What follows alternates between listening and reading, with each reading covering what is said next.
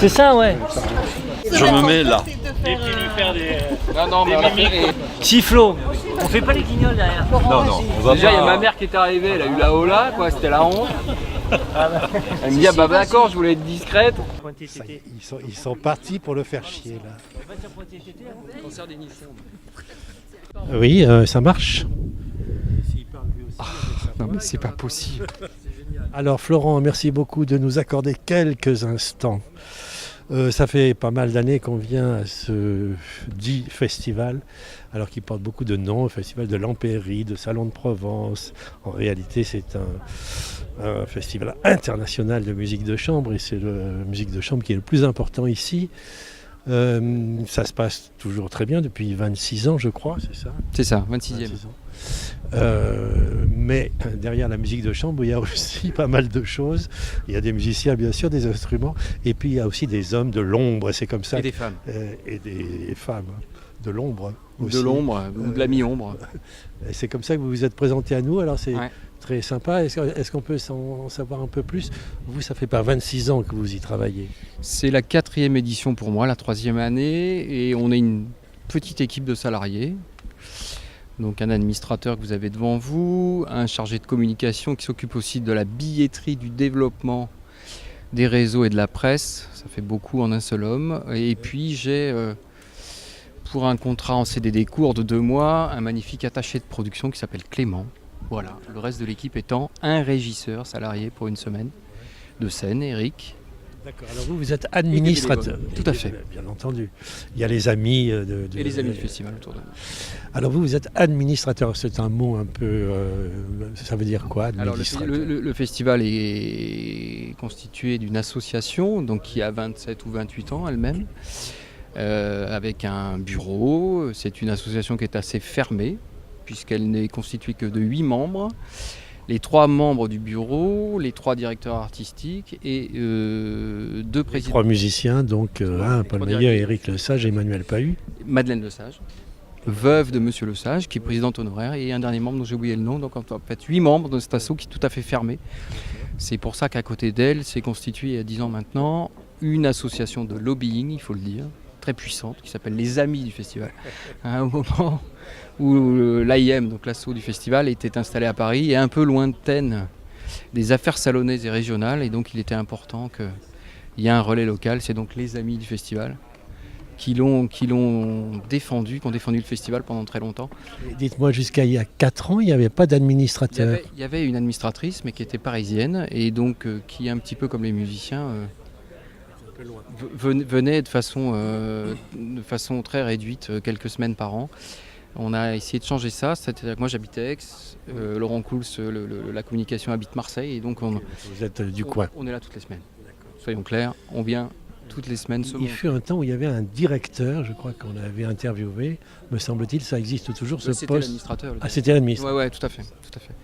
L'administrateur ayant évidemment la délégation sur les comptes et délégation de gestion de la présidente et du trésorier. D'accord, alors on va essayer de se mettre un peu dans votre peau. Ça se passe comment ? Vous participez à la programmation ou pas du tout ? Non, ça c'est le luxe absolu, absolument pas et jamais et surtout pas. Voilà, la programmation. Vous ne le souhaitez pas ? Non, surtout pas.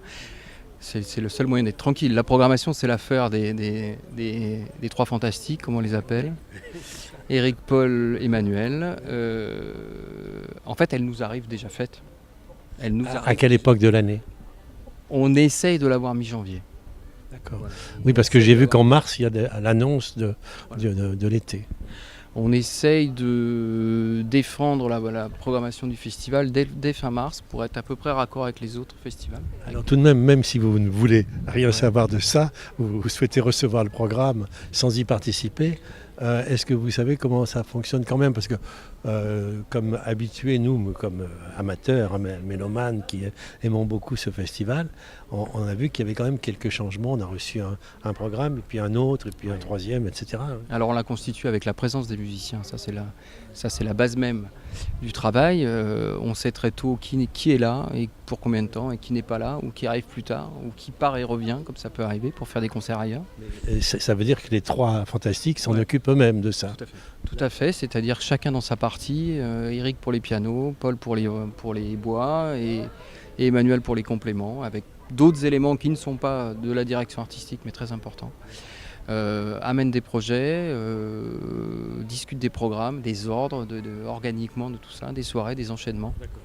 On essaye évidemment de concentrer Vous êtes musicien vous-même? Repenti, il y a très longtemps. Ouais. Mais ça Non aide, repenti, enfin, enfin. repenti, ça aide beaucoup. Mélomane évidemment, mais repenti dans le sens où je pense que j'y ai pas cru avant, j'y croyais pas. Ça fait 10 ans que je travaille dans la musique pure et je pensais qu'on pouvait s'en sortir sans. Et en fait, je crois que c'est impossible. Enfin, c'est impossible de dialoguer avec ces gens-là si on n'a pas fait de musique et si on n'est pas lecteur notamment. Parce que dans notre métier, il y a aussi toute la question musicale, des répétitions, des durées, des partitions, des copies. Alors, de ok. partitions. D'accord, alors on se met toujours dans votre peau. En janvier, vous recevez un programme à peu près complet. Alors vous faites quoi? Vous vous occupez de comment Alors, à partir de là? À ce moment-là, avec Laurent, on la digère, on l'écrit, puisqu'elle nous arrive de façon un peu brouillonne. On l'écrit, on la pose dans les lieux, on la pose toujours avec Eric.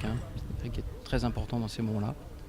Communiqué par courriel. De façon journalière, par SMS, par courriel, par FaceTime, par tout ce qu'on veut à travers le monde. Il est extrêmement disponible. Et c'est effectivement là où on va la poser dans les lieux et qu'elle va se constituer. C'est-à-dire que si on s'aperçoit qu'on a des programmes de 2h30 alors qu'on a 1h45 de plateau, on va essayer de changer les choses. Et puis après, elle évolue. Cette année, par exemple, on aura dû éditer 4 brochures. La dernière brochure étant arrivée le jour même du premier concert mis en doigt à Aix, c'est-à-dire le 25 juillet. Voilà, on essaye de faire mieux chaque année, c'est compliqué. Ça, c'était une des choses frappantes, c'est Voilà.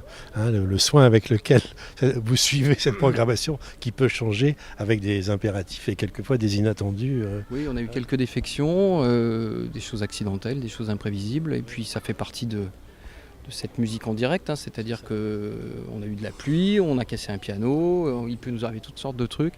C'est pour ça que c'est ça la magie du concert, c'est-à-dire qu'on ne sait jamais, une heure avant, si on va jouer le programme qui est annoncé. Et ça se fait jamais, c'est jamais un sacrifice, et c'est jamais un... Comment dire? C'est-à-dire que si on change un programme, d'abord on donne toujours raison aux musiciens. Ça c'est un principe de notre métier. Voilà. C'est eux qui sont en scène, c'est eux qui prennent le risque. Donc s'ils ne sont pas prêts ou s'ils ne le sentent pas, c'est difficile à expliquer au public, mais en tout cas on leur donne toujours raison et ce n'est pas un caprice. Je crois que ça se sent, enfin ça s'entend aussi, cette omniprésence des musiciens d'abord. Enfin, cette année, il y a eu des petits changements donc d'horaire, des concerts à 20h ou 19h, des concerts à l'église à 17h au lieu de 18h, etc. Là, vous y participez là tout de même à Oui. ce genre de choses? Alors c'était une volonté au départ des musiciens eux-mêmes pour que Ceux qui ont proposé ça. Voilà, c'est une proposition des musiciens qui part d'une question musicale au départ. La pire chose pour eux, alors évidemment, c'est que ça concerne surtout les bois, c'est les changements très rapides en début de nuit de température et d'hygrométrie. C'est-à-dire que les bois sont extrêmement sensibles à l'hygrométrie et ça peut être même dangereux pour l'instrument. Plus que les cordes. J'ai jamais vu un violon claquer, par contre j'ai entendu un hautbois claquer. Et c'est un coup de fusil. C'est-à-dire que l'instrument peut se fendre sur 20 cm, ça vaut une fortune. Alors les bois, les cordes on le sent, c'est-à-dire qu'ils vont peut-être se désaccorder, comme certaines fois quand on joue sous la pluie, où effectivement on a des problèmes de justesse. Mais, et donc c'est très fatigant, donc ça c'est une demande plutôt des bois. D'essayer de jouer plus tôt, c'est aussi une organisation de vie pour nous. Démarrer plus tôt, ça veut dire finir plus tôt, ça veut dire dîner plus tôt, ça veut dire se coucher plus tôt. Ce qui a été très compliqué pour nous, c'est d'organiser ces concerts de midi. Puisqu'en fait, ça dédouble les journées. Et oui, il y a un concert à midi à l'abbaye Sainte-Croix. Mais des musiciens. C'est-à-dire que pour être prêt à midi, il faut être sur pied à 8h. Alors justement, cette histoire on sent qu'il se prépare beaucoup, il répète tout le temps, ça dure 10 jours. Là aussi, vous vous occupez de cette organisation de répétition? Alors le principe premier, c'est que normalement on arrive prêt. Chaque musicien arrive prêt. Ils connaissent le programme. Il connaît son programme, il connaît ses parties. Idéalement, il devrait même venir avec son matériel. Ça, c'est autre chose. Donc là, on est quand même là pour subvenir à des partitions introuvables ou à louer ou à acheter ou à copier à la dernière minute. On a fait beaucoup de choses sur Bach aujourd'hui, sur un conducteur qu'on ne trouvait pas. Donc on a fait du collage, on a fait une après-midi collage. On a démonté les parties pour refaire des parties. Ben ça fait partie du travail, la qualité musicale de mes bénévoles. Ils sont tout à fait capables de nous décoter des partitions du bout du monde. Alors, donc, principe 1, on arrive prêt. Si on ne l'est pas, on se fâche. Enfin, moi non, mais eux se fâchent. Donc ça, c'est une des qualités de ce festival. C'est-à-dire que explique aussi que c'est souvent des copains. Enfin, je veux dire, ils se connaissent bien. Hein. C'est ce qui explique qu'il n'y a que des musiciens d'extrême qualité et qui ne viennent surtout pas en vacances. Parce qu'on n'est pas en vacances à Salon. Alors moi, ça fait 4 ans que je suis là, je ne l'ai pas vu, mais il y a des histoires qui tournent et il y a des choses qui se sont très mal finies. Voilà. Il y a des gens qui ont été éjectés du festival, faute de travail ou un peu dilettante. Voilà. Donc, tout en étant très bon, on arrive préparé et on vient là pour travailler, même si on est...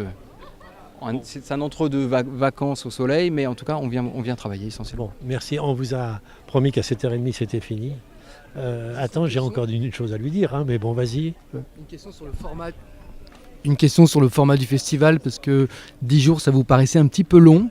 Est-ce que vous pensez que ça va évoluer ? Oui, ça fait partie de la question que je voulais poser pour finir, c'est-à-dire la participation du public, à quoi vous jugez un succès ou un échec, enfin bon. Alors ce qui est compliqué, c'est en structure, c'est-à-dire que c'est un festival qui coûte extrêmement cher à produire. Le principe de dire c'est un festival dans l'amitié, 2 musiciens, on ne se paye pas, 25 ans après c'est compliqué parce que produire le festival c'est quand même 100 000 €. On a des difficultés comme tous nos amis, on a des difficultés de subvention, on a des difficultés de recettes. Donc on se pose chaque année la question de savoir si on va tenir ces 10 jours ou si on va... Donc là il y a une discussion forte entre l'artistique et l'administrateur qui est le méchant quand même de la partie. Alors puisqu'on parle au méchant, jusque-là le méchant est content. Le méchant est très content de la fréquentation, très content du résultat, très content du climat. Tout va bien, on espère être là l'année prochaine, je pense qu'on sera là. Après, est-ce qu'on sera là? Vous avez peur chaque année, mais depuis 4 ans que vous êtes là, ça marche. Non, parce qu'on a quand même des vrais soutiens, on a nos tutelles, comme on les appelle, sont des soutiens forts. Alors le problème, c'est qu'on n'est pas dans des phases d'augmentation de subventions, on est dans des étalonnages et puis des baisses sensibles. Donc voilà, qui dit baisse sensible dit réaffectation des budgets, rediscussion et que effectivement le seul moyen d'équilibre, c'est de réduire. Ce qui est quand même un crève-cœur. Mais peut-être qu'on sera amené un jour à ne vivre que 7-8 jours au lieu de 10. Ah oui. Oui, donc, bon, un dernier truc, mais il y a 1000 choses à vous demander. Mais qu'est-ce qui fait que chaque année vous dites, allez, ça vaut le coup qu'on continue quand même? C'est eux qui le disent.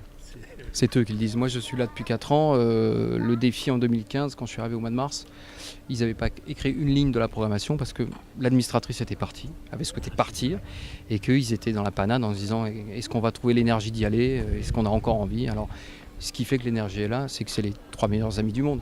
Donc, tant que les 3 auront envie, ils trouveront les énergies autour d'eux pour le faire.